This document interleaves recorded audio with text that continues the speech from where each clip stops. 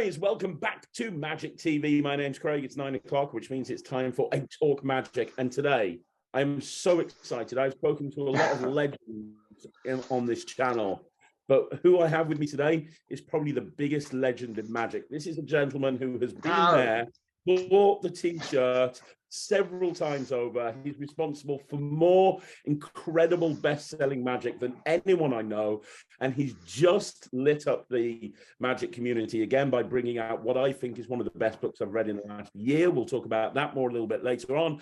I am, of course, talking about the one and only Ben Harris. How you doing, Ben? You okay? Mate, I am brilliant. Thank you. Wow, what an intro. True. That's the danger of these sort of programs, man. It's so embarrassing initially for the recipient of all the praise, but I really appreciate it. Thank you. I mean, I've been a big fan of yours for a long time, mate. Remember this? Boom. I do. X-ray. I do. I love 2000. I've never been more fooled in my life. 2010, and look at what's happened to your career since then, man. It's like boom. I know we've gone on, haven't we? But honestly, we have grown. I've been a big fan of yours for such a long time, and I like I say, I've interviewed a lot of people on this channel. Some of them, their career, I don't really know much about, but I know so much about the Magic that you've created and you've released. I've owned most of it. I've performed pretty much all of it, and I'm so glad to have you on the channel just so we can talk about everything that you've done and your creative process, because yeah, it's incredible. And there might be some people watching this that are newer into Magic that might not be aware of everything that you've done. So I'm hoping that we can touch on everything, if that's okay, Ben. Yeah, it's going to be a long interview. But yeah, thank you. Yeah, it's been like 40 years that I've been doing this sort of in one way or another. But I tend to disappear for 5 or 10 year blocks of time just to refresh. So I'm easy to forget about.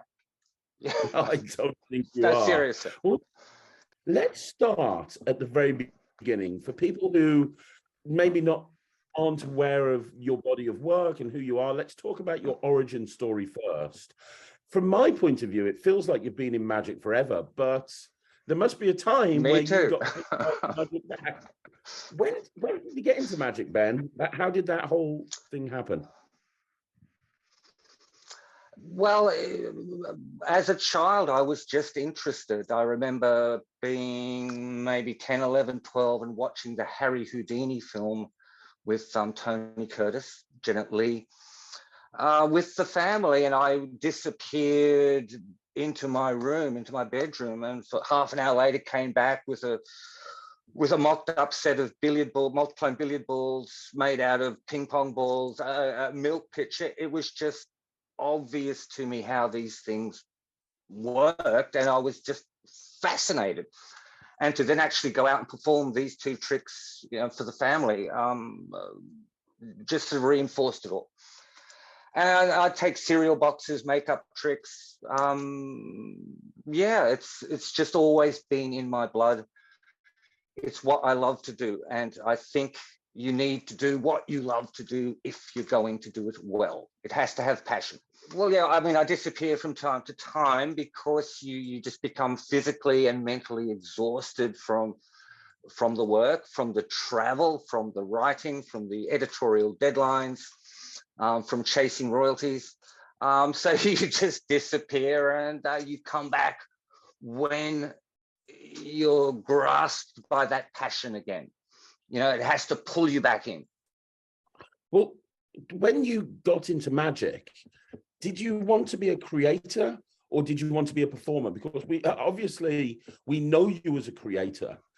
Did that happen very early on, or were you focused on performing and then creating happened later? Well, right from 1982, I started performing professionally in restaurants, which was a very new thing back in that time period. And I just needed material that was my own.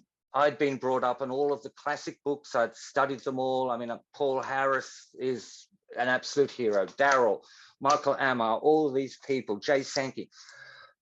But in order to reflect who you are, you need, I think, to perform your own material, because it should be your magic. So it was just a natural evolution. And I've just always been creative with magic, so it was very easy for me. And it is very easy nowadays, but you learn the steps of what it takes. You either create from the top down or the bottom up, depending upon what you want to achieve. But it takes quite a while, I think, to actually master the processes that you have to go through in order for it to be seamless, easy, and joyful. Because if it's not joyful, don't do it. That's brilliant advice. That's brilliant advice. You know, you've published and created so much magic.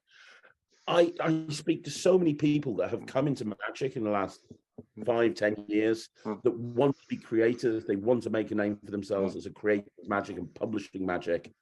As somebody that's created and published so much magic over the years, is there any advice that you can give? Yeah, most definitely. It has to work in the real world. You have to, it has to become second nature to you. That comes only from going out and doing it over and over again, refining it. Until you've spent a year or two with it, working it in the real world, I don't think it deserves to be published, because it shouldn't be the purchases of your effect or your book that have to do the groundwork. I mean, it should be done for them. The kinks should be worked out. And you see a plethora of magic released nowadays, but it's always been this way. That's just, they're just one-trick ponies, and they're out there just to make a quick buck. And that's not how the art of magic progresses. It keeps it alive. It keeps everybody turning over. It keeps everybody on their toes. But it really should be thoroughly worked through first. That's so important. That's really good advice. And in terms of creating magic and releasing magic, I might be wrong, so correct me if I'm wrong, but I think that you've probably created the most ripped off magic trick of all time, because you created Cosmosis, which is the original floating match, and since then it's been copied a million different ways. I would be willing to bet that that's probably the most ripped off trick of all time. It is. Yeah, most definitely that is the case. It was ripped off within a month of it originally being released by an Austrian firm. An American importer was caught importing 1,000 units. This is within a month of the trick coming out. This is 1986. I was very angry for many, many, many years. I'm not angry anymore, because it has been ripped off into classicdom. It is now a classic, and that may not have happened if it hadn't have been stolen from me. But it also brought to light some wonderful, wonderful people in magic. Take Mark Murphy from Murphy's Magic. They were selling, 1,000 ripped off pieces to every 100 pieces of the original. This is back in the early 1990s. Mark rang me up and said, Ben, I'm making good money selling the rip-offs, but I feel so bad. This is your trick. How about I cut you in on a deal, and I pay you for every rip-off I sell? Now, boom, to this day, I mean, last month, I received a royalty check from Murphy's Magic because of that deal with Mark. And what a lovely thing to do. He didn't have to do that. It's not like you rung him up. He didn't have to do it. No, but so there are some lovely people out there that do care. You might not think they care because they're behind big corporations or whatever, but I mean, he cared. And that was very good for Cosmosis and the rip-off salespeople as well, who are now out of business. So anyway, that's all beside the point.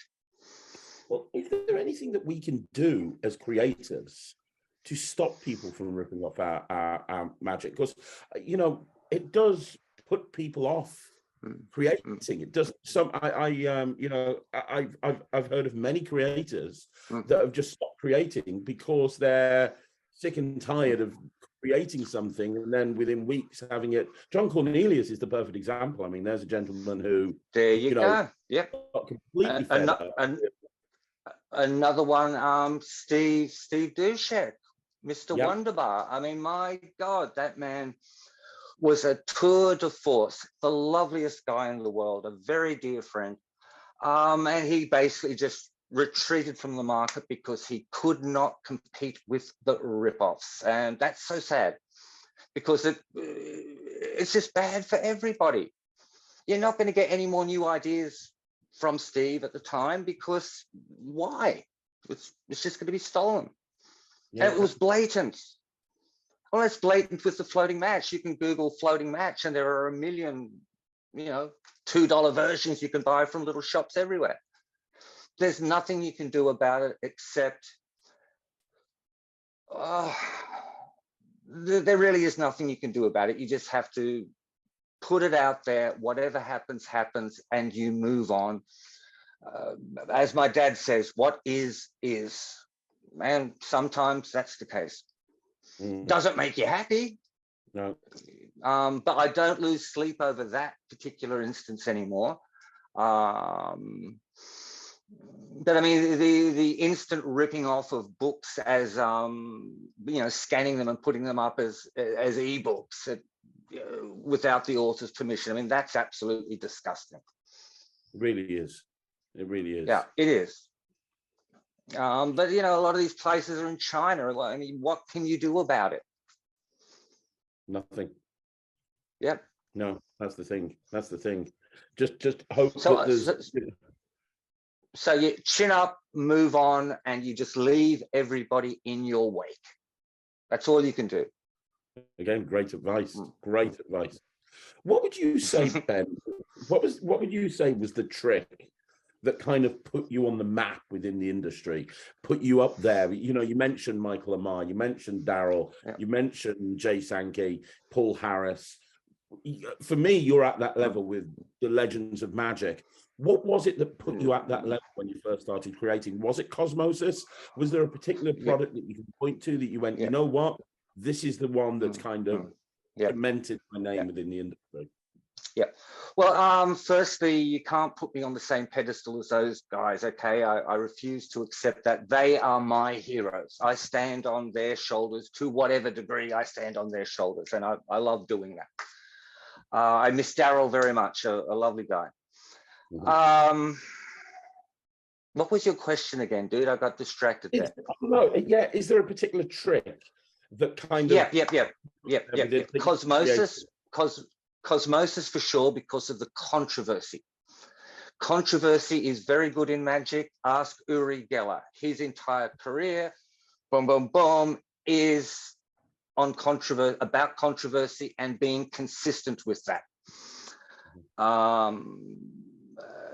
The epic flight, the trick with the 2 brass keys and the marking pen that used the whiteboard principle in a very clever way that hadn't been used before. Jeff Busby sold maybe 10,000 of those. It was just absolutely massive. It was huge.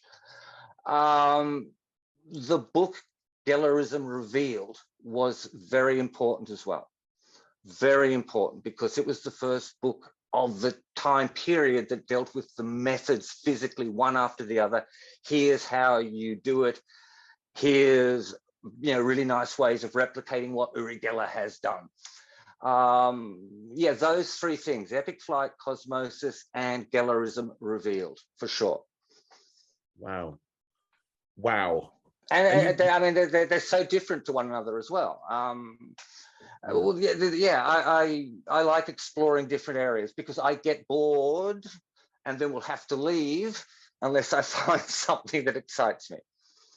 Well, that's the other question I was going to ask, because a lot of creators, they almost, I'm not saying this is wrong, but they focus on one particular area. And, you know, we talk about just a couple of, you know, the perfect example is the new book that we're going to be talking about later on, that talks about the Svengali principle that you've just released with Vanishing Ink.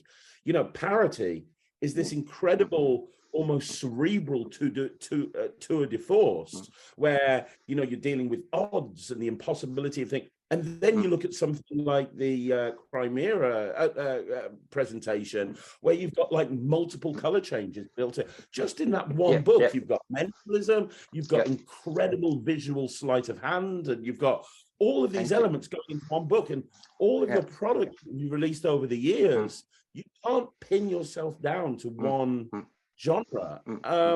Was that done on purpose? No, it's not done on purpose. I don't actually seek these things out. I just try to keep myself amused. That happened, of course, with Robert Neal's Trapdoor card with the Machinations book. I became fascinated with that and decided to like strip it down to its basics and then ask the question, what else could be done with this? And it's the same with the new book, with the Svengali deck.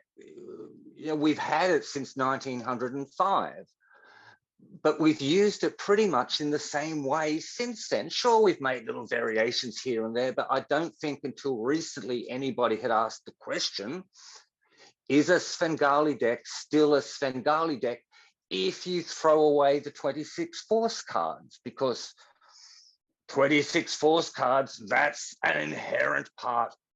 But what happens if you disregard those, throw them away? What's left? Where can we go from there? And that's where it all started. You just strip something down to the basics. With the Svengali deck, that's the 26 regular cards, 26 short duplicates. And I then stripped in my mind the backs and the faces from them. So I just had these blank slabs. And that's the starting point, because it became obvious that there were actually all of these extra spaces hidden in there that we just skimmed over before, because they were the backs that had to be there, or they were the regular faces that had to be there. Well, no, they didn't have to be there at all. So it's just me trying to keep myself amused, and every now and then you'd strike something that is really, really valuable. Wow. And where, I suppose, one question I have for you, which is something that a lot of creators struggle with, where do you find the inspiration? Because I think one of the hardest parts of creativity is being inspired in the first place, finding that methods, you know, you can come up with a million methods to most tricks, but it's having that inspiration. And I've seen you release tricks that are very unique in terms of effects, but I've also seen you take on a particular thing like the Svengali principle and saying, well, this is the way it's been done for 100 years. Now, what else can I do with it? How can I look at it outside the box? Where do you get your inspiration from when you're creating? Firstly, how is the sound? Because my headphones have dropped out. I can hear you crystal clear. Crystal clear. It's absolutely fine. So your voice isn't echoing here, or? No, not at all. I can hear you perfectly well. Brilliant. Okay, so where do I get the inspiration? Again, just trying not to be bored. Every day of my life. I mean, I get up at 4 o'clock in the morning. I'm in bed at midnight. That's my average day. I consider myself a writer by trade now, so I have to be sitting down, writing, turning out words, whether it be in magic or whether it be in other genres, consistently. I mean, as you know, you have to produce a certain amount of words if you're going to be viable as a writer. It's a very difficult thing to do. So you have to find things to write about. Things that, as Stephen King said, they have to be things that you're interested in. You know what I'm saying? Maybe you're interested in plumbing, but you know that's not going to make a very interesting book. But how about a plumber on Spaceship Extra exploring the outer solar system? Well, hey, there's a plot. You know what I'm saying? But it all comes about not deliberately trying to create new magic. There's enough magic. I have enough magic. I don't need any more magic. I don't need to create any more magic, but you just go where the inspiration leads you. Mm. But you have to keep your eyes open, your mind open. You have to notice things. I mean, for instance, Cosmosis, the floating match. I wanted to create a close-up levitation that controlled the ends of thread, because thread work can be fussy. I mean, where does that end go? Where does that end go? What happens if it breaks? Well, Cosmosis takes away the ends of the thread. You don't have to worry about it anymore. It also means you don't have the problem of wobble. Okay? Normally things, you know, the levitation, if there's a hanging thread, you've got a wobble. You can see it. You try and disguise it with a spin, which to me just makes it obvious anyway. But the multiple threads of Cosmosis, no end fiddly problems, no wobble. And it's just so important. You just keep pushing. You just keep pushing. And that came out of the solution. That trick came out of seeing a program on architecture on television. I was sitting with my sister, 1985 this would have been, and there was a program of architecture on television, and it showed these beautiful bridges, these lovely extension bridges passing across rivers, and the architecture of them, the structure of them, how the support was built in was absolutely fascinating and provided the solution. I went to my room, stripped some threads out of the stocking, super glued them to the end of the card, and within half an hour, it's like, hey sis, check this out. What do you think? And boom, there it was.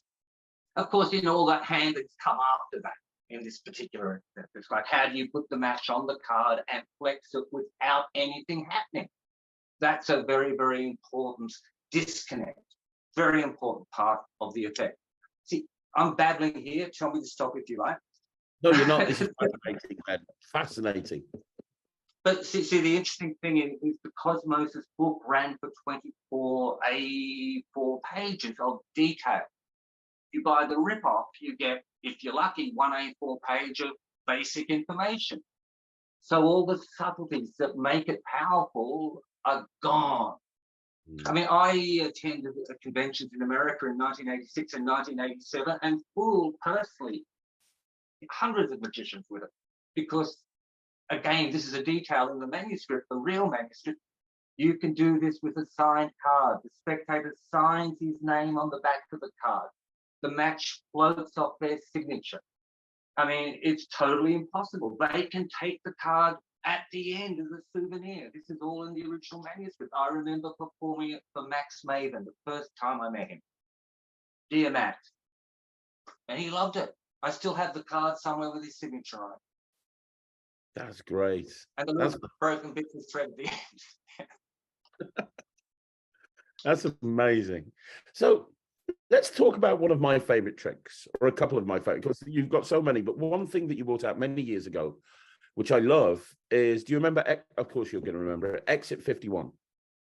Yes, yep. Like that, I used to do that all of the time. Lovely trick. It's one of my favorite tricks to perform. I just think it's amazing.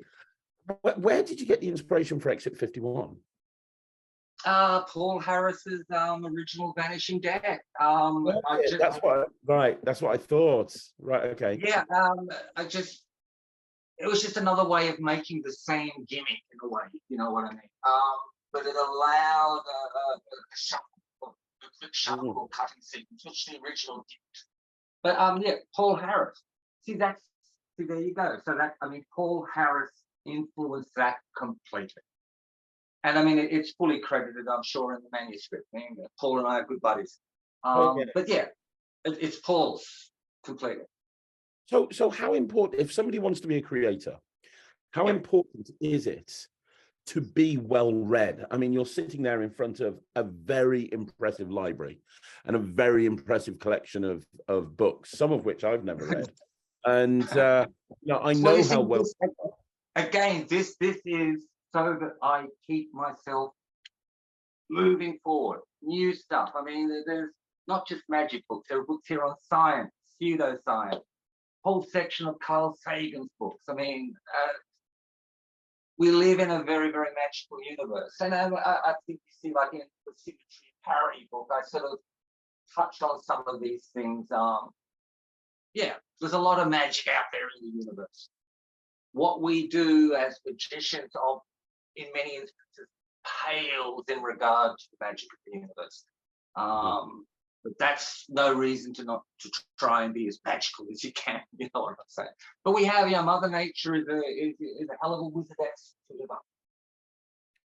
And when you're creating magic, Ben, do you talked about one of the most important things is that magic you create needs to be workable in the real world. Yes. Do you go out and work everything in? Let's say you've come up with an incredible trick. Yeah. What's the process you go to in terms of testing and refining it from the point where you think you've got it right to the point where you go, you know what, this is now releasable. I can now offer this as a product. Well, I perform, semi-regularly. I mean, not as often as I used to. I don't have the time because, as I say, writing is where my heart is at the moment. But it's about going out and testing. Firstly, obviously, it's the wife. It's like, hey, sweetie, check this out. What do you think? And if she falls down, half dead on the floor, it's like, my God. Then it's worth sort of taking, because Diane and I have been together for 40 years, so wow. She knows me better than anybody.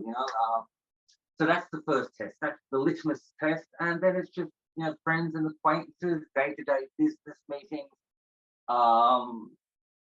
etc. And semi-regular gigs, corporate stuff, weddings, etc. Product releases. They're things that really interest me because you get a chance to actually customize a client's product using your own magic or applying your ideas to their product, and they always love that. And you get to charge them more money because it's become an integral thing. Yeah, that makes sense. Absolutely makes sense. I want to ask you about one more of your products, because most creators will create mentalism or close-up magic or cards or coins. You created what I think is probably the most off-the-wall magic trick I've ever seen. And I remember being aware of this when someone performed it on me. And it was the closest thing I'd ever seen to real magic at the time, which is, I think you probably know where I'm going with this, hole in the head, which from memory had ideas from Michael Webber and Paul Harris in it as well, who are two obvious legends. Like, for people that aren't aware, this is not like any trick you've seen before, and it's very situational in terms of when you can do it, but when you get the right place at the right time, this is miracle status. Like, could you, I mean, like, just pure, and I became aware of it having someone perform it on me, and I had no idea. Like, I was just blown, I was floored, completely floored. Can you talk a bit about that? Because that's the most crazy, how would you even come up with that? Like, you know what, I'm going to do this. Could you describe what the effect is and how you came up with that? Because it's mad, frankly, it's mad. Well, thank you for coming at it from such a positive angle, because I don't know whether you remember, but that trick, that effect, that concept was, I was crucified over that. For whatever reason, I think that everybody from the marketing side of magic just built it up way too big, way too big for its situational aspect. You know what I'm saying? I mean, you can't just do it anywhere and everywhere. And I think a lot of people, it was implied that maybe you could. Anyway, a lot of flack. I would rather forget about it from a product point of view. However, from an effect point of view, you are right. It is profound. It's the right time, the right situation. It is amazing. And basically, you are opening a proverbial hole in your head and allowing the sun, which is behind you, to shine through and burn a hole in your shadow. And it's guru stuff, if you like. Right time, right place. Absolute miracle stuff. However, as I say, the industry panned. I mean, I didn't go back to the Magic Cafe for like 12 months after the controversy. It just wasn't worth the grief. But hey, it's just one of those things. You cannot get everything perfect. Cannot be right all the time. Not everything you put out there is going to be well received. People are going to be scathing, but as I said before, chin up, boom, straight ahead, let them fall behind you in the wake, because all you can do is be honest to yourself. It's as simple as that. This is my best shot. This is my best effort. I'm sorry if you disapprove, you know, but you're not going to stop me. I'll give it another go. I think it was like like I said, the only thing I can say about it is right time, right place. Yeah. You can't do anything stronger than that. There's nothing you can do. It's a genuine reputation maker if you're in the right time and the right place. Guru material. I mean, it really is, and there aren't a lot of things that are like that. Yeah. You know what I mean? It's profound in its own way. I mean, which is pretty good for a magic trick to be profound, or to evoke profound feelings, or feelings of genuine wonder. This is one of Uri Geller's great secrets. He invokes great wonder. It doesn't matter whether he's really psychic or a fake. It doesn't matter. And I mean, David Burgess, we've got a new book coming out about Uri Geller. David Burgess confirms this. It doesn't matter whether it's real or not. It's the effect that counts. Peter Turner in the book basically says, hey, Uri gave us permission to wonder. And it's true. That's basically what it is. And Uri, by being consistent to his story and his theme, whether you love him or hate him, it doesn't matter. He's consistent. And my God, I mean, 14 front page news stories in the United Kingdom over the last 18 months. I mean, boom, who does that? He certainly knows how to keep himself in the public eye. Well, and there you go. And as Uri, I mean, I've worked with Uri on this new book for like 18 months. And one of the things, which is very interesting, because Uri and I used to be great enemies. There's classic footage of us at each other's throats from back in 1986, I believe. But yeah, Uri's consistency is important. And what he keeps reminding me, he says, Ben, do not be afraid of being controversial. Make sure they spell your name correctly, which is a classic. We've all heard that one before. And most importantly, Ben, remember, this is the entertainment industry. Now, that tells you all you need to know. This is the entertainment industry. So that puts your disclaimers and your, is he real or is he not, or he's a fake or he's real or it's just a trick.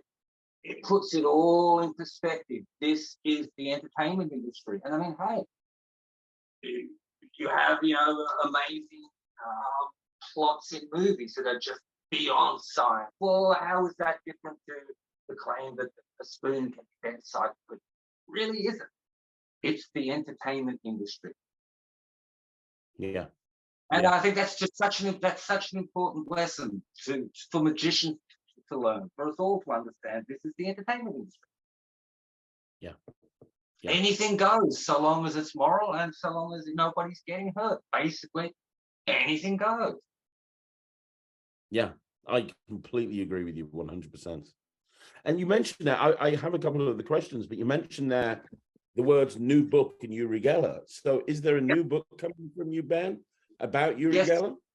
Yeah, very exciting news. Probably the end of February, first week of March. Bend It Like Geller comes out from Vanishing Ink. A massive book, 244 pages, the same format as Machination, so it's a nice big book, 244 pages, full color, dozens and dozens of previously unpublished photographs. over 100 technical illustrations from Eva Elizalde teaching all of the classic methods that have been spread out in different books and magazines for the last 50 years. They all come together. The entire controversy comes together. Uri has signed off on the book, so that tells you that this is an important book. This is the future reference of metal bending. In the future, if you want to learn metal bending, just get this book. It's worth it just for the bibliography. 2 years worth of work, and I can't wait for it to come out now. Wow. So this is going to be a retrospect on Uri's career, as well as a traditional style magic book teaching the bends and the techniques that are used to, What it is a celebration. It is a celebration of the 50th anniversary of the spoon bend. November 23, 1973 was the first time the world had ever seen a bent spoon, a bent key, or a bent fork, and that was the David Dimbleby talk-in show. So basically, prior to that date, my friend, a bent spoon or a bent key was nothing but a bloody nuisance. The spoon couldn't get food to your mouth, the key wouldn't open the front door. After the Dimbleby broadcast, November 1973, all of a sudden, a bent spoon was a magical object. A bent key was a magical object, and Uri Geller was an A-lister, and his career took off from there. Magicians wanted to replicate the effect. I mean, why not? It's a stunning effect, and it has all of the things we like about good close-up magic. It happens in the spectator's hand. It happens with their object. They get a great souvenir to take home. They are participating. It ticks all of the boxes. No wonder it's become a classic, and no wonder that 50 years later, a bent spoon, a bent key, nowadays more often a bent coin, still evokes wonder. The interesting thing, though, is over those 50 years, the methods have evolved. And now, by looking back from the tail end, if you like, looking back, we actually see how the evolution has panned out step by step. And it's absolutely beautiful. This led to this, led to this, led to this, but it's all been separated out across magazines and books over the last 50 years. Now it's all under one cover, and it is a celebration. My first book on metal bending, Gellerism Revealed, 1986, published by Mickey Hades, who would not resell me back the rights, that let it go out of print. I wanted the rights back. They don't want to even talk about it. So young authors and creators out there, here's a tip. Always have an exit clause in your contract. So if your publisher fails to uphold their promise to keep this in print in forever, can't say that word, if they fail, you can rightfully pull out and then go somewhere else. But anyway, that first book, it was a negative. I look back and it was a negative book. It was a book full of anger because of the controversy at the time. This book, all these decades later, is the exact opposite. It is a celebration, because what we have, irrespective of Geller being real or not, it doesn't matter. What we have is one of the most amazing genres in magic, and something that is still relevant to this day. And it's just a bend in a piece of metal. So, boom, that tells you how important presentation and consistency. Wow. This book is the book is just beautiful. I designed it to look beautiful because metal bending looks beautiful. Yeah. So that's very exciting. Yeah, just round the corner. That must have taken a long time to write. Very difficult. Yes, 2 years worth of writing and a lot of research and help from dozens and dozens and dozens of people. There are 8 essays, 8 huge essays in the book. Peter Turner, David Berglas, Steve Shuffton, Pablo Amira, Richard Bush, on and on and on, because metal bending has meant so much to them And they have a lot of important things to add to the story as to why it is still relevant today. But the important thing is the book is an absolute celebration. You know, anybody in 50 years' time, look at this book, you're not going to see the nastiness. You are going to see a joyful exposition of one of the most beautiful, magical concepts ever, in my opinion. It creates wonder, and that's beautiful. If it makes you consider the possibilities of breaking the laws of physics, just considering them. I mean, you can then pull out Occam's razor and cut it all down if you want. It doesn't matter, but just to just go there briefly. Yeah, it's just magical stuff, and this is why it's still relevant. Even though, I mean, it's not performed in the same way it used to be. Metal bending used to be a long, protracted, thought out. Do you feel it getting warm? Do you feel it bending? Blah, blah, blah, blah, blah. Whereas nowadays it's whack, whack, whack, whack, whack. There's a beautiful souvenir for you to take home. So it's like it's changed from the actual bending to creating an impossible object. It's just one of the paths the evolution has taken. It's a fascinating story. And of course, we're using bending coins nowadays because keys are becoming rarer and rarer as they're replaced with PIN codes, passcards, etc. So now we're bending coins. Makes perfect sense. I mean, all you need, and it's so easy too, you just cross over. If you're a magician, you know some coin slots. Otherwise, you're not a magician. You've got to know the basics. Well, instead of a copper and silver, I mean, you just, you switch in a bent coin. Same slide, you already know it, but now you've got a entirely new effect. That's great. What happens when the world gets to when we become a cashless society? What Well, yeah, I mean, we'll probably still have forks, right? We'll probably still have. Yeah, most definitely. I don't think that's going to go away anytime soon. There's always going to be something for some. Yeah. Wow.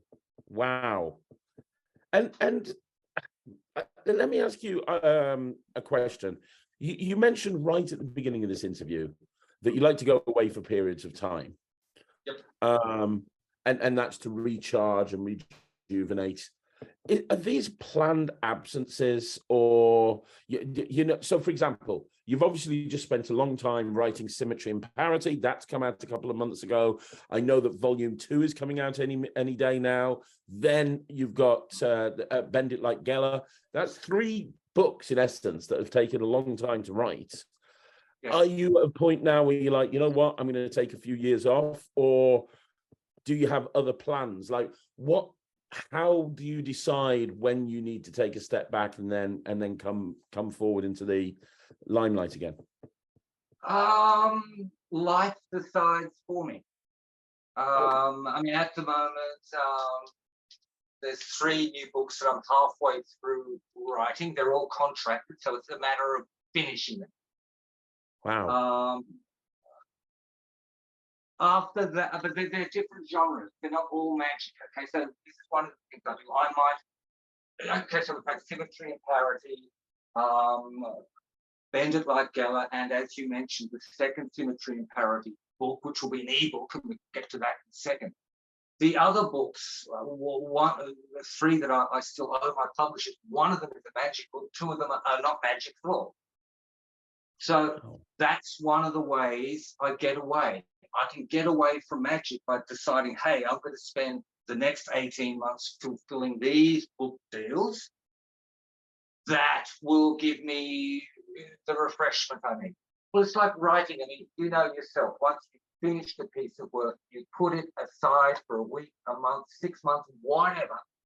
Then you come back, and as Stephen King says, you kill your darlings. I mean, the little clever things that you thought were just so clever at the time, which now like a little bit dodgy. I mean, they go. You've got to kill your darlings. But they don't become obvious until you've gone away and come back.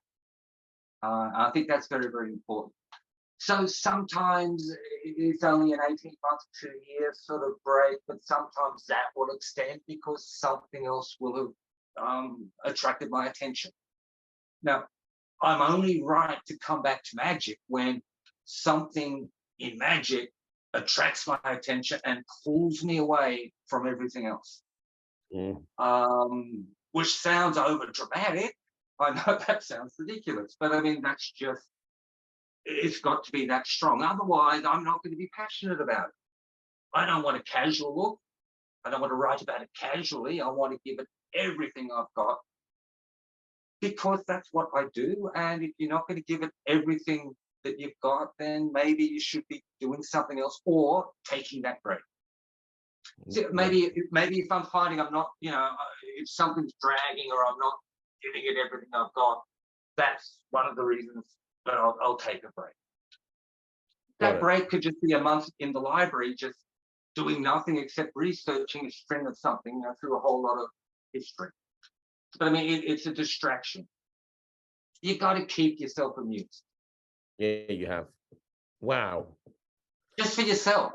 You know, if you keep yourself amused and vibrant and alive and full of ideas that are stimulating you, they stimulate people around you just through your own excitement. And what do you prefer? Do you prefer writing magic or non-magic books? Both of them equally. Both of them equally. Wow. No, it's basically non-fiction. Well, I mean, magic books are pretty much non-fiction. I mean, to an extent, well, they are. It's very hard to place fiction. Nobody wants to look at any new fiction. It's considered too much of a risk by publishers. You need an agent that just deals with fiction. I have an agent that deals with non-fiction, but a non-fiction agent doesn't deal with fiction. That's another story altogether. So I stick with the non-fiction because, you know, I'm known in a couple of the genres now, so that makes it easy. So long as your book sells well, then it's fairly easy to get another contract, because it's like the publisher, well, hey, he sold well, give him another shot, you know.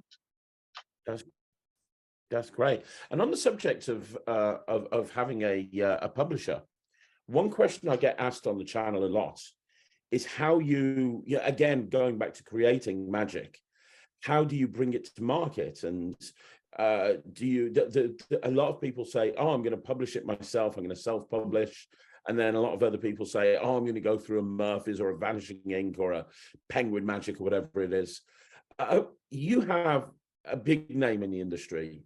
You've written so many successful books. Is there a reason that you rarely self-publish these big books and you go through a production company? What advice would you give people who are wanting to write a book? They think they've got a book in them. They think it'd be good. They want to write it, or they want to publish like a large project that's written or whatever it may be. What advice would you give people as bringing it to market and self-publishing versus going through a company? Well, I mean, I self-published for decades. It's great. It's wonderful. You keep control of things exactly the way you want them to be. You can decide how much money you want to throw at your project. But the big books nowadays, it costs a lot of money. It costs a lot of money. I cannot tell you how much money was thrown at Symmetry and Parity. Those guys just, I mean, went all out. You've got the book, you've got the decks of cards, the card case, the slip case. I mean, these are all produced in different countries and then brought together. I mean, it's mind-boggling. It's hard enough being a good creator. It's hard enough being a good writer or trying to be good at these things. Creating, while it can become easy and routine, you still have to do it well. Writing is never easy. I mean, to write clearly is quite difficult. I think you get better the more you do it. But the point is, it's hard enough being a writer. I can't be a writer and a publisher. I trust that a publisher has certain skills and knowledge about distribution, publicity, etc., etc., etc., that I don't have. This is why he is a publisher, not a writer. So yeah, nowadays like big projects, especially because I mean they cost a fortune and they have to be distributed deeply. Distribution has to be massive, otherwise no one's going to make any money. And if nobody makes money, there's not going to be another book. So I trust the publisher, and as you well know, my publisher of choice nowadays is Vanishing Ink. Andy Gladwell, Joshua J. They care so much about books. They have always looked after me so well. Yeah, I just trust them automatically with these sorts of projects. And I mean, gosh, they do beautiful books. They do beautiful books. They do. And I don't think there's anybody in the world at the moment that's doing books as well as they are. Just incredible. Well, and the fact is, they've got it down to an art. They've got a great team. I mean, they're publishing, you know, a dozen, maybe, I don't know, 20 books a year. It's just absolutely, it's mind-boggling. And the logistics of that, it's just unbelievable. Completely, 100%. Man, so what? That's blown away, absolutely blown away. So out of all of those books in the library that you're sitting in front of, which is your favorite book? For people watching this, which book would you recommend that people go and seek out first that they might not have heard of? Well, it's one they have heard of, and that's The Hitchhiker's Guide to the Galaxy. I mean, well, yeah, mostly harmless, mostly harmless. Don't panic. It's a great book. Yeah, I mean, honestly, I mean, what a beautiful, beautiful, beautiful piece of writing, and great ideas captured with such eloquence. It piques your imagination. That's the book that actually changed my life. Now, this is why I like printed books as opposed to e-books. You can be rummaging through somebody else's library and come across a book that may change your life. Hitchhiker's Guide, that's how I found it. Like, oh my God, I started laughing. I read it, it changed my life. I started reading fiction for the first time. I wasn't into reading fiction prior to that. You can't do those sort of things with ebooks. I mean, how are you going to stumble across a beautiful book if it's an ebook? What do you do? Or are you a hacker? Somebody's hard drive thumbing through their files? I mean, it's just not there. It's important to have physical books.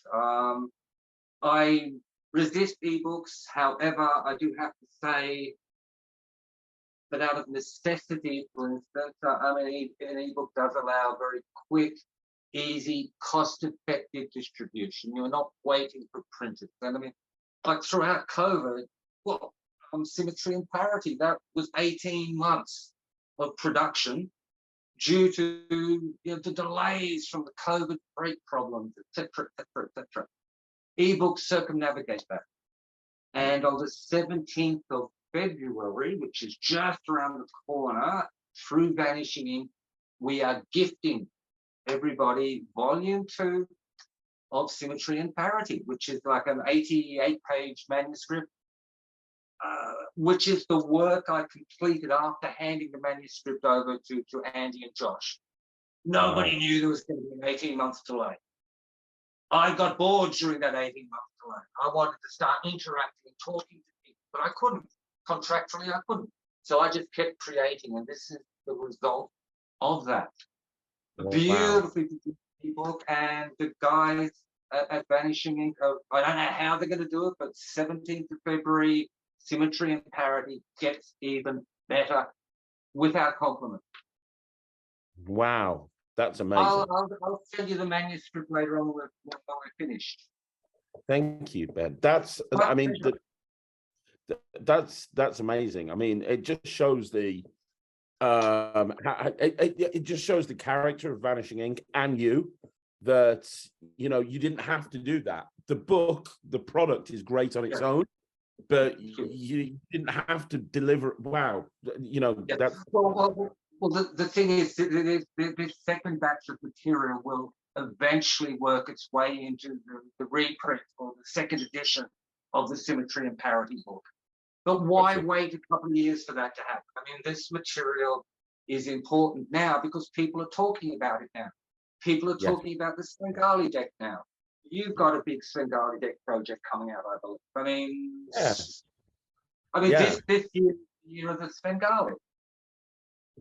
yeah. So It's my I'm not going to it's my hold back my favorite deck. material. Yeah.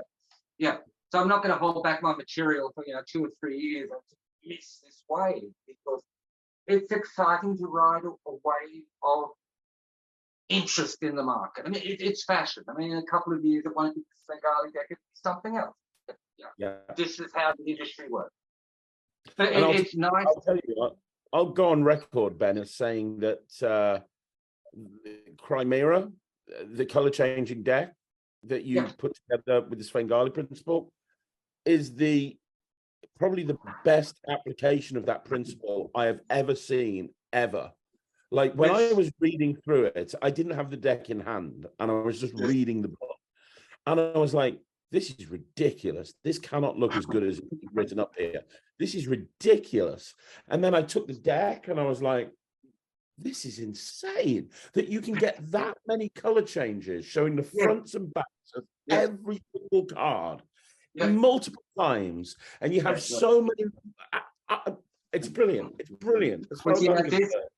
This harks back to that original thought.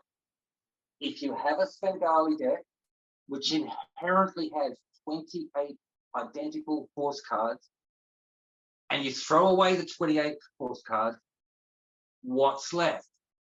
Boom. This is where we go. So we can do other things with it. Those force cards don't have to be all identical. Take the Parity deck, for instance. That's basically a regular deck that's been Svengaliized, and you could do beautiful things with that. The oil and water in Symmetry and Parity, I think, is just my favorite piece of magic at the moment. The Symmetry and Parity workbook coming out on February the 7th as our free gift takes that a step further, with the deck actually starting out as symmetrical as I could possibly make it. And that means the blacks and the reds are in order, ace through king, ace through king. So that's your perfect example of symmetry in a deck of cards. It doesn't get any more symmetric than that. Then you start shuffling them up, boom. The symmetry just disappears before your eyes. And to then bring it back, it's lovely. And there's a nice thing in there where the package changed places now as well. I'll send you the manuscript later.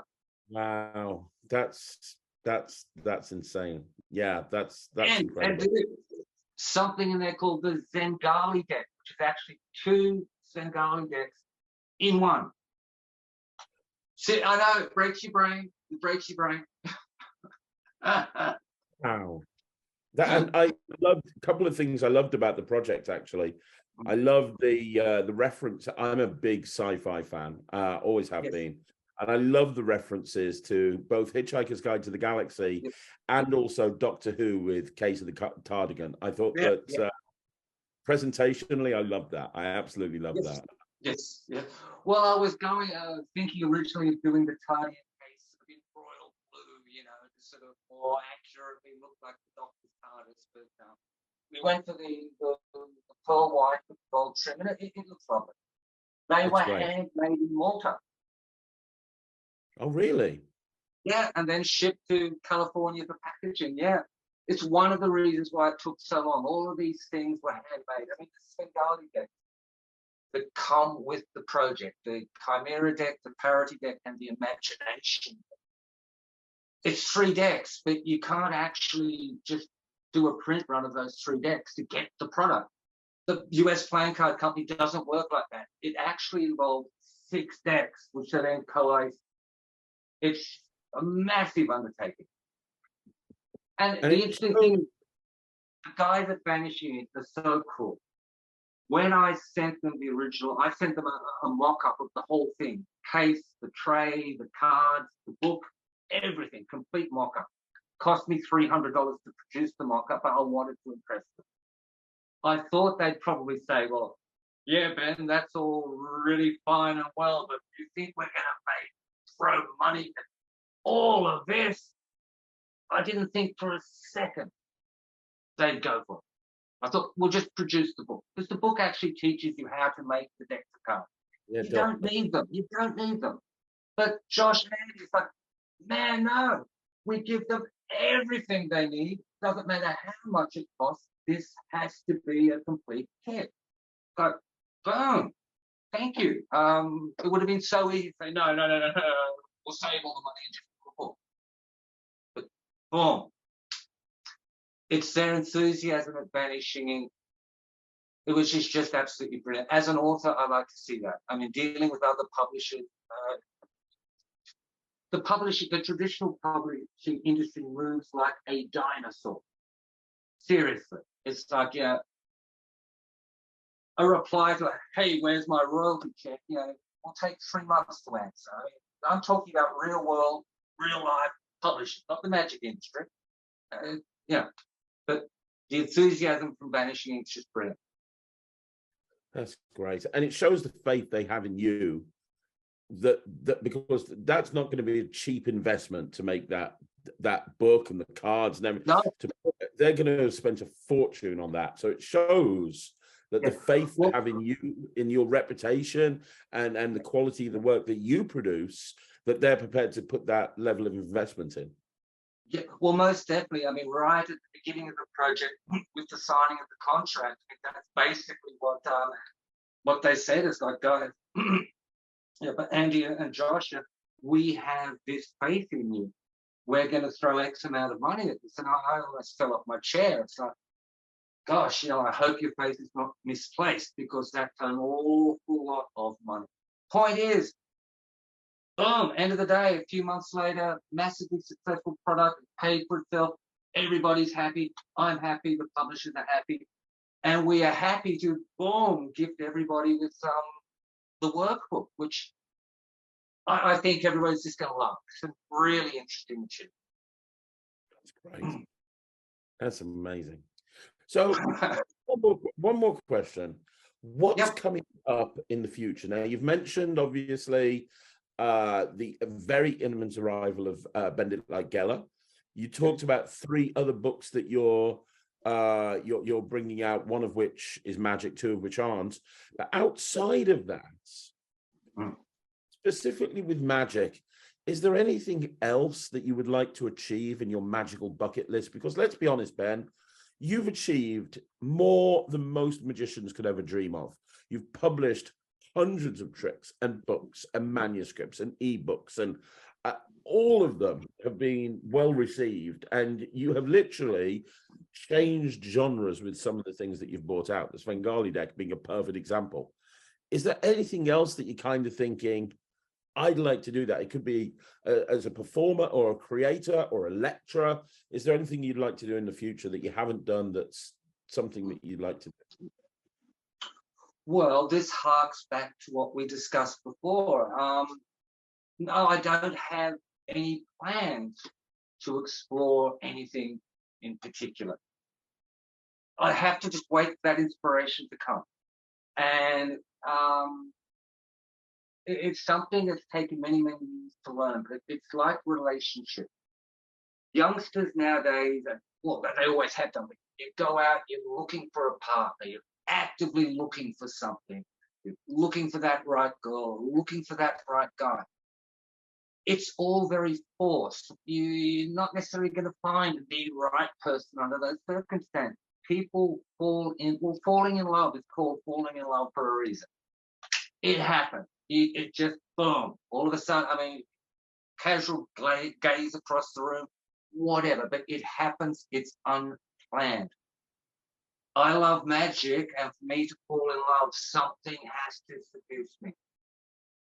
Robert Neal's trapdoor card seduced me, and I spent the time with Machination. The Svengali deck, I can't actually remember why I decided to look at it, but something popped up, something piqued my interest, and it's like, man, you know, I mean, there's so much more we can do with this. And again, the first step, strip away the back, strip away the front, ask the question, do you need 26 course cards? Then go from there.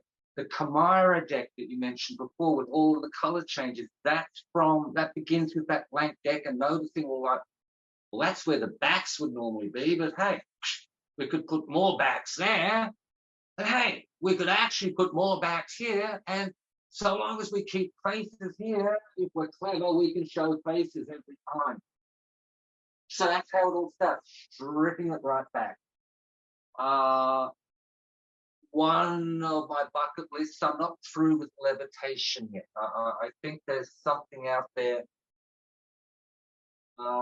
clever yet to be discovered, an application or something that will create a very beautiful levitation, because I think that levitation is possibly the strongest, or one of the strongest magical effects we can perform, because there's no counting, there's no remembering. It's just you or the object defying the laws of physics. No explanation required. So it's so easy to feel the wonder, because you don't actually have to think about it. Inherently, you know it can't be, but it is. Oh, so yeah, levitation is levitation is seducing me. There's something else there. I don't know what it is yet. I don't care what it is yet, because when the time comes, like in regards to cosmosis, like documentary on the bridge architecture, when the time comes, I will notice something. It's like, boom, that's what I needed. As a creator, it is so important to be constantly aware of everything that's around you and any strange applications you can think of. With the old trick, the epic flight, with the marking pens and the oil marker, permanent marker, and the whiteboard marker. A while the permanent marker won't come off. You can't rub it off. But, and this nobody had noticed prior, if you then go over it with the whiteboard marker to reinforce it, supposedly, now the whole thing has dissolved and it will just wipe off. That came out of simply observing that one day by picking up the wrong pen. It's like, dude, we can convince everybody that that mark ain't going anywhere. Just make it a little bit bigger so you can all see, having done the dirty work. We can create transpositions for whatever. And I used to use a little Doctor Who presentation with that as well. Back in the mid-1980s, I toured the big lecture tour featuring that trick and the floating match. Wow. And I mean, I have one other question, which is... Yep. You've had one other question all morning. No, but I keep thinking of stuff to ask you. Yeah. How often do I get a chance to do this? You've had so many manuscripts come out. You showed X-Ray earlier on, and we've talked about many others. I mean, so many, too many to count. A lot of them are now out of print. You can't get them anywhere really as manuscripts. Have you ever considered taking some of your more popular manuscripts and re-releasing them, or maybe doing a book with like the collected works of Ben Harris and taking all of these individual things and putting them into a book? Is that something that maybe you might look at? Well, firstly, pretty much my entire back catalogue is available in ebook format from library.com. Chris Washuba, lovely guy. He owns the rights to all the older material in electronic digital format. And yes, there are plans afoot for the big book of Ben. It's not going to be called that, but that's just the working title. That's how I keep myself amused, all right? That's as simple as that. So when anybody asks you, when anybody says, hey, how's the book coming? Meaning the big book, what, you mean the big book of Ben? And we roll around laughing. But yes, it is happening. I don't want to write it myself. I just don't want to write it myself. I think that's too self-indulgent. I mean, somebody else needs to just have a cold, hard look, get rid of what doesn't deserve to be there, highlight what does deserve to be there, and put it together. I love seeing a manuscript come back from an editor. It's a good editor really makes you more lucid. And Steve Shufflin's my editor with Magic Books, and he does a great job. And I have editors in the other fields as well. And to receive your edited manuscript back. It's like you putting the manuscript aside for 6 months and coming back, but without having to wait for that 6-month period. Yeah. Wow. So I'm probably rambling on about all of that. No, I'm excited. I now know about the Big Book of Ben. I'm very excited. But if obviously not counting Symmetry and Parity, yep, and not counting Bend It like Geller or Beckham, or Beckham even. If people it's interesting. Uri's a really, really big football fan, and you've got to be very careful about using somebody's name on the front cover of a book that's about them, especially. So I bounced that off him. I thought, hey, it was important to have Geller on the front there somehow. He didn't want an image on there because that's him being too close. He's still playing, straight down the line. Okay? He can't be too close. It's still proclaimed psychic versus skeptic. It's just not nasty anymore. And it doesn't have to be nasty. Okay, we have a beautiful effect, whether it's psychic or not, doesn't matter. And we've all sort of agreed that's the case. It doesn't matter. What we have are the repercussions of the controversy, those repercussions, that noise that has remained 50 years later of the controversy, that gives us a background, I think, in which to perform metal bending with relevance today. Thus, all the deep presentations not required to the extent it used to be. But yeah, so I bounced that off Uri. So, hey, bend it like Beckham, bend it like Geller. What do you think? And he loved it, which is just good. Uri is positive about this book, even though it's a skeptic versus psychic book. It's a lovely book. And as Uri says, this is show business. Just make sure you spell my name correctly. That's right. Great advice. Absolutely right. But yeah, if people wanted to go back and look at your earlier work on library.com, which is a fantastic resource, you're correct.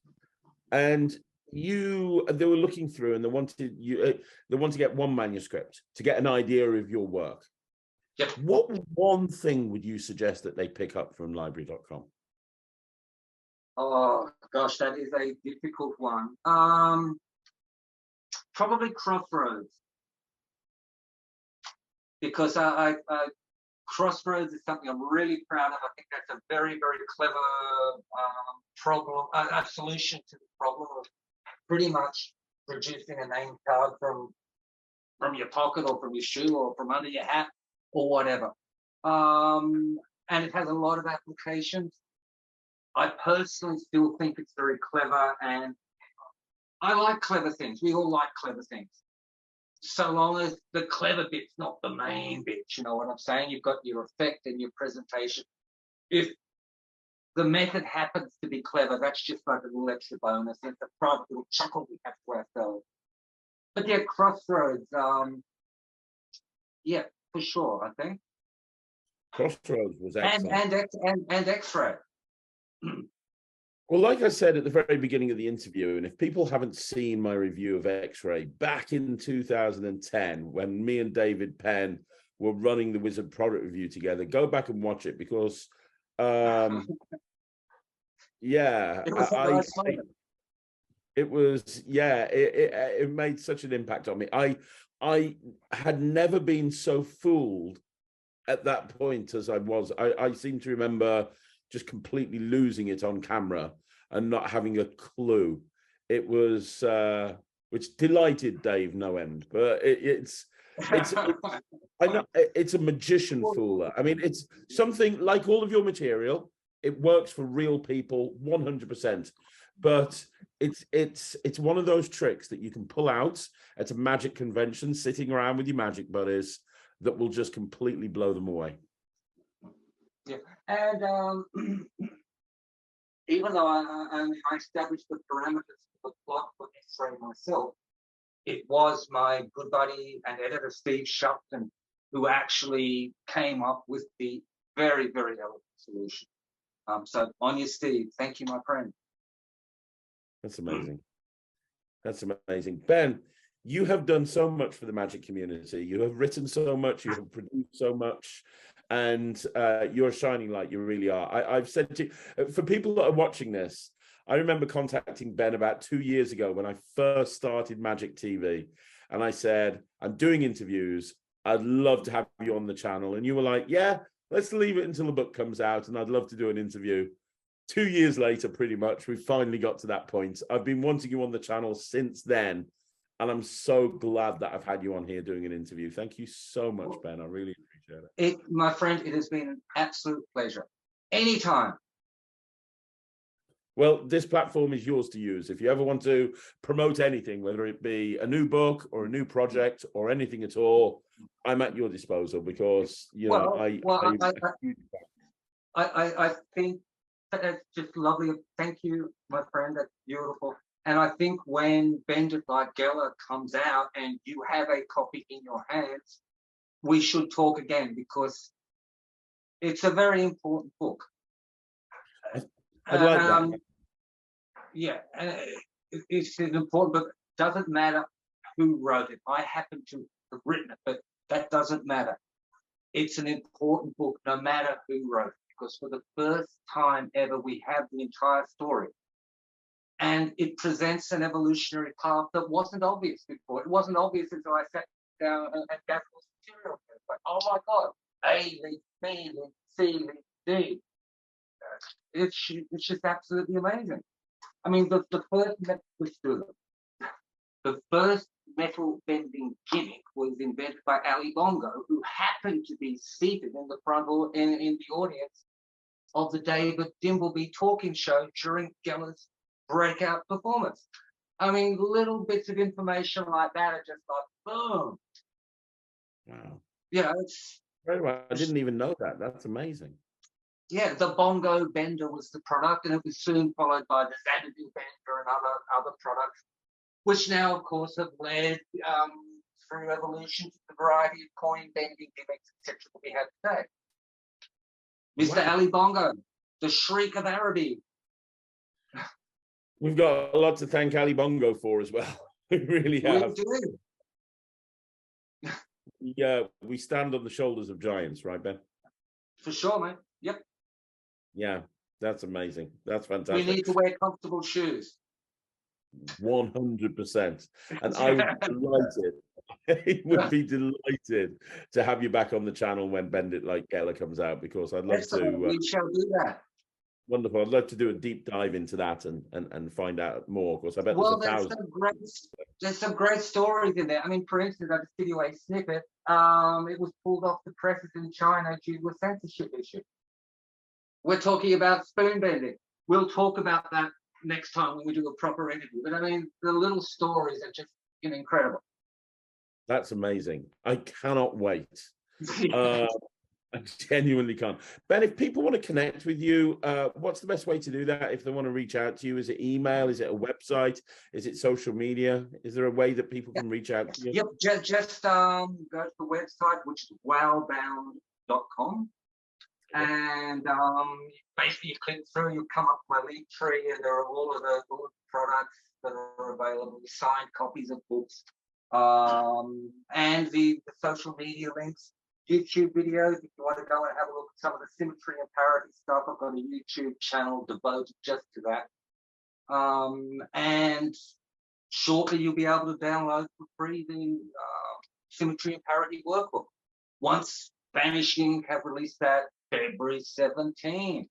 I sound like a walking advertisement. Well, February the 17th coincides with the start of the Blackpool Magic Convention. So maybe... Well, that's interesting, isn't it? That hadn't dawned on me. Yeah. So the 17th of February is the first day of the world's largest magic convention this year. There you go. So nobody will notice little old me. Well, I have a feeling that I have a feeling they'll be promoting it there. We'll have Bend It Like Geller, release that there, but it may be a little bit too soon. But we'll see. Because I can't wait. It's a big picture book, and you need it's tactile. You need to have it. Yeah. I can't wait. And the second I get it in my hands, I will arrange another interview. Ben, Please, that would be fun. thank you so much. I want everyone to connect with Ben Harris and also leave a comment down below. I'm sure Ben will read it. Let him know what you thought of the I will have a interview. look. I'm genuinely honored to have a legend like you on the channel. So Ben, one more time, thank you so much. Thank you, Mr. Petty. Stay well. Absolutely. Guys, leave a comment down below. I'll be back again with another video, and look out because Ben will be back very, very soon talking about Bend It Like Geller. Go and buy all of his stuff. Go and check out his website and go and get his new book. It's incredible. Ben, thanks very much. Thank you, man. Take care. Ciao.